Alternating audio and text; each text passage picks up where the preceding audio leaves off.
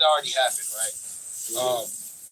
But yeah, I'm a practitioner of African spirituality, right? In Africa, we have many African spiritual systems, right? And you will find your truth within these spiritual systems.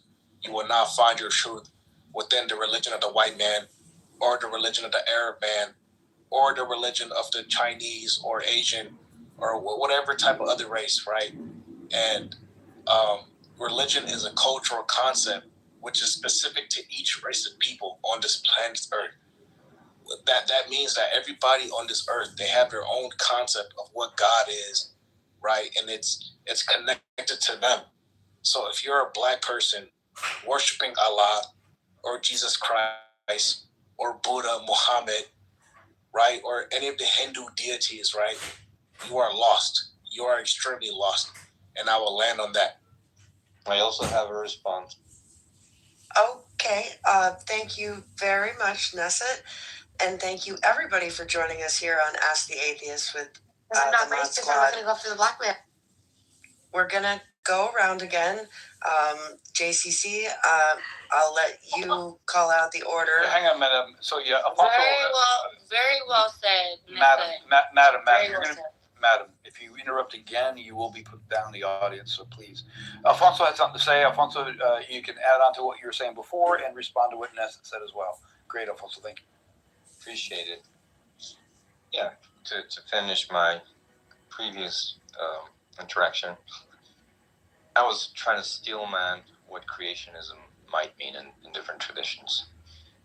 A very common one in different traditions is that there was some entity, superior creator, maybe roamed the earth or was independent of the earth, and came up and created plants as they exist, and humans and animals as they exist, and they never evolved. For others who are a little bit more in depth, they would say that God, like John Mallinckrodt says, he gave the spark and then didn't really do much. So he started the whole process of evolution and humans and all that. But as objective observers, we don't see that, right? We can't see as far back as, or have any evidence to see that there was an agent creating all this. So even though we see cars and watches, and we infer that a human created them, we cannot infer that the earth, the volcanoes, the sea, and other life forms emerged. We have no way of seeing that except for scripture and tradition. So I think we're at a loss if we believe that there was an agent.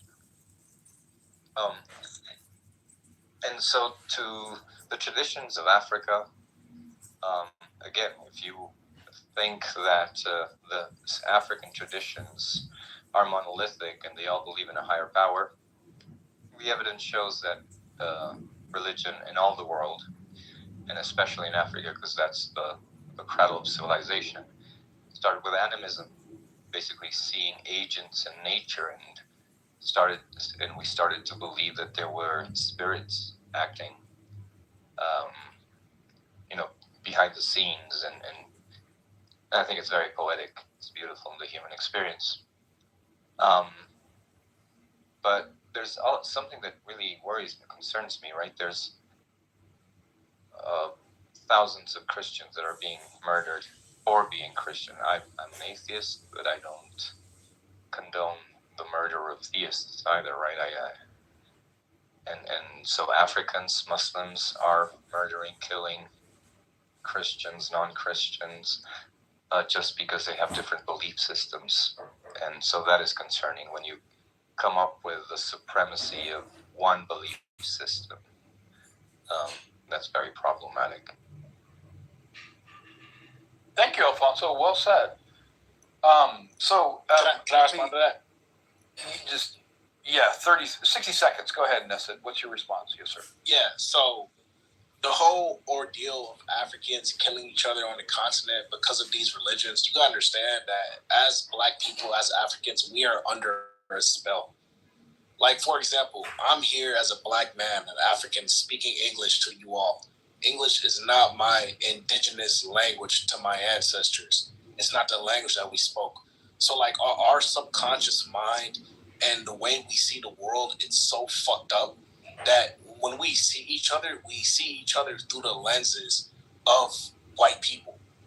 Like we're that fucked up that we see each other through white people's lenses. So when we're over here killing each other in the name of these religions, you gotta understand that like it's so hard to like explain. It's just that we're just under a spell. We're not operating through our natural self at all. At all.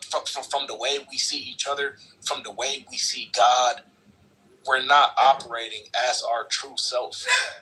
And white people, like, bro, why the fuck won't y'all just leave us the fuck alone? Just leave us the fuck alone. Stop coming to Africa, right? Stop implementing whatever the fuck y'all got going on. Just leave us alone. From the beginning, you guys came over and wanted to do whatever the fuck. We were perfectly fine. We were perfectly fine. I just want to contribute very quickly. Nesset, although I'm an atheist, although I'm a Jew, I consider myself a white person. And you have my personal guarantee. I have no intention of going to Africa. And I absolutely, without question, will leave you alone. That being said, JCC, may I make a recommendation? Yeah, go ahead. I recommend that we go to Madam now because I believe she's on her knees, Chomping giving us pleas and chomping at the bit. But that's up to you. That's up to you. Got it, sir. I think, Madam, you got like 2 minutes to respond to something, to add something on topic or something different. Madam, are you there? Madam. All right, Madam. So, I am God. I'm here. I'm here. Okay. It's a lot. It's a lot going on. My very close friend has something to say. She's been listening. She has something to say. Is it in reference to what we just currently discussed about? Let me tell you a little bit about history right now. You know, black people sold themselves to their own people at one time. So did Europeans. Everybody sold themselves at one time to their own race. We can't be blaming white people for every problem on this fucking earth. Let me tell you something right now. Nobody is a problem. We're all human. And the race is human race. There is no fucking race. That's to divide you and to conquer. Stop playing into the bullshit and come together and fight who's really ruling the world, which is 13 royal families ruling this motherfucking world. We should be literally taking back our country, taking back our earth, and telling these people not to rule us anymore. I'm telling you right now. Can I respond to that? No, you cannot. I'm going to respond to that and turn it back to JCC. Madam, are you finished? Okay, very good.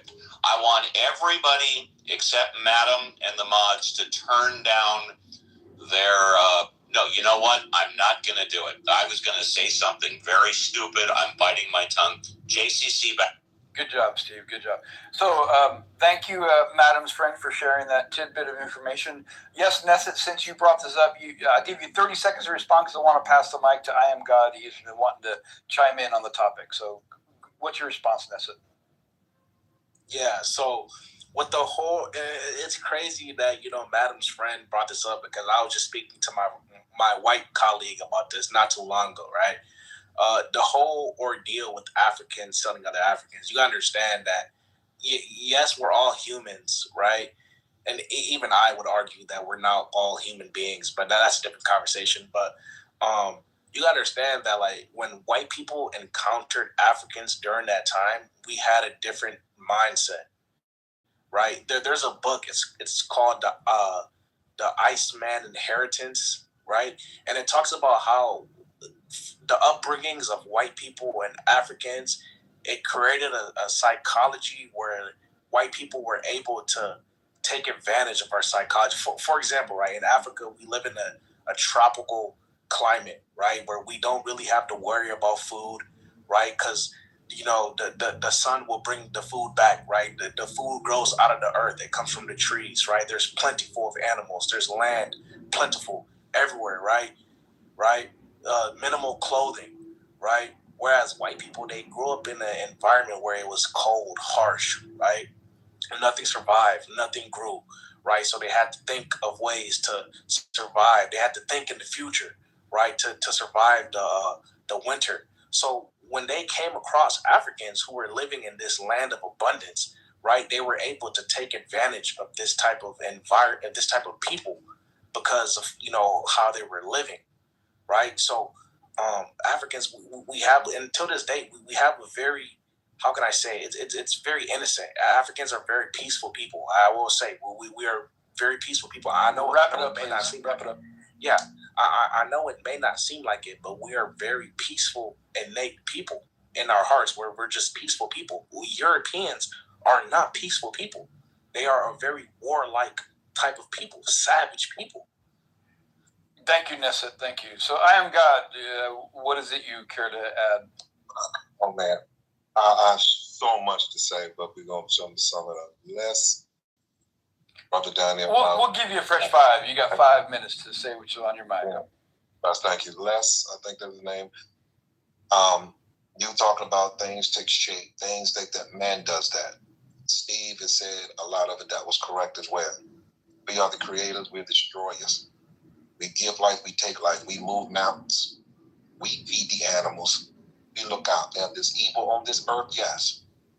We look out after each other. So all that you said, I didn't understand. Factories is what made your couch to look through that shape. Factories made the TV look the way it looked. Factories made these clothes, the hat, and that shape, that knife, and that shape. You see, factories done that. And we ship these things to you, and you accept it. You don't ever push it back and go, I don't want that because that's man-made. I'm waiting for God to send me out his own image. You see, when you're on that table, that doctor makes sure that your heart is beating, that you pulled through that surgery. You see? So I'm going to leave that one alone. And Nessa, brother, oh my God. There's a saying where you should just keep quiet and let people think you smart instead of opening your mouth and moving all reasonable doubt. The people in this room, I'm sure we're older than you. We're older than you that you didn't have to give us no history. A woman matter, dropped it down on you real quick. Not long, not drawn out, nice and simple. And you just sat there and said how Europeans are evil, how they're nasty. But what you didn't understand, how you just came in this room with white people and just said about the things you said in the manner, in the tone of your voice. So you pretty much wasn't representing good Africans. You see? So I would say to you, don't go in a space that makes you uncomfortable. Hear me when I say that. Let this be scripture. Go where you are happy. Because evidently your soul isn't good. It's not nice. It's just like the last man who kept saying, oh, y'all racist, y'all racist. Why would you put yourself in that area, in that room, around those people? You see? It doesn't do good for the soul. It really doesn't. It makes you respond and talk like you're talking now because you look at that. No, we wasn't blind. No, we're not looking at the world or America through this because I'm wise enough now. Got my third eye open. Don't blame no white man. Don't blame the black man. I will blame myself because the situation that I put myself in. And you should be grown enough to know now. Ain't nobody got to put you in a pot to piss no more. You should know. Don't look at that way because evidently it makes you angry. I'm just like Steve up there when he said, I don't care your race. I don't care your color. You're an asshole because you're an asshole. Now, am I prejudiced? Yes, because there's some things I don't like. And there's some people that I don't like. But you're too old, brother, to be coming here, probably come to America that you probably dislike, you don't like, but you come here. You're taking our resources. You see? Then you probably go back to Africa. I don't know. But the way you're I'm not in America, brother. I'm not in America. Okay, okay. I said I don't know. But I said you may come to America. You may have been to America. I didn't say you are American. But why go to a place that you don't like? That's my point. I land. Thank you very much for that. Yeah, God. We'll come around. First, I'd just like to say, if anybody would like to come on up. Hang on, guys. Hang on, Nessa. If anyone else would like to come on up and add to the conversation or, talk about whatever's on your mind, you can come on up and get your fresh 5 too. I am now going to turn it back over to JCC to decide which direction we're going to take next. Excellent. Thank you, Violet. This is fun. I really enjoy this conversation.